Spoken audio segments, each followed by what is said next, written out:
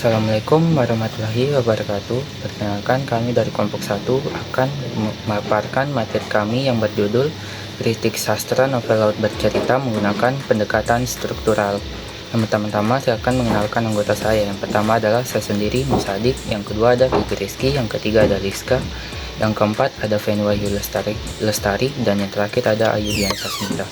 Nah, yang pertama ada narasi dan plot. Laut Bercerita menawarkan narasi yang kompleks dan terkadang berbelit-belit, dengan plot yang melompat-lompat di antara masa lalu dan masa kini. Struktur non-linear ini menantang pembaca untuk mengikuti alur cerita yang seringkali berpindah antara sudut pandang dan waktu. Meskipun demikian, hal ini menciptakan kedalaman yang menarik dalam penjelajahan karakter dan konflik yang dibangun dalam novel. Baik, selanjutnya ada pengembangan karakter. Penulis dengan cermat mengembangkan karakter-karakter dalam Laut Bercerita, memperkenalkan lapisan-lapisan kompleks dari setiap tokoh yang memengaruhi dan dipengaruhi oleh cerita.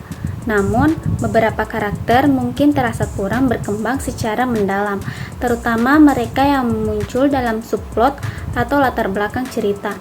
Lebih lanjut, konsistensi dalam perkembangan karakter bisa menjadi tantangan terutama karena struktur non-linear dari narasi.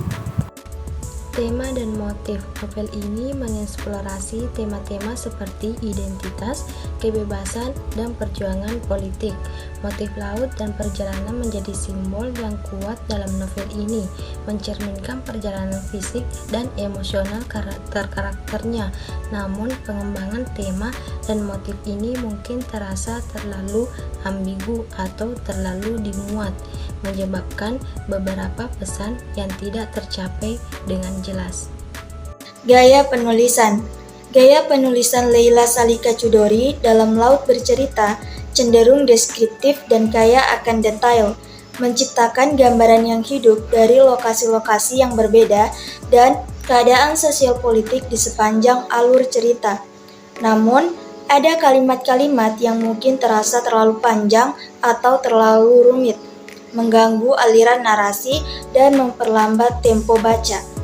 Baik, selanjutnya struktur bahasa dan narasi. Struktur bahasa dalam novel ini terkadang kompleks dengan penggunaan bahasa yang kaya serta campuran antara bahasa Indonesia formal dan informal. Meskipun itu mencerminkan realitas sosial masyarakat yang dihadapi oleh karakter-karakternya, penggunaan yang terlalu beragam dari bahasa mungkin membuat beberapa pembaca kesulitan dalam memahami atau mengikuti dialog dan narasi.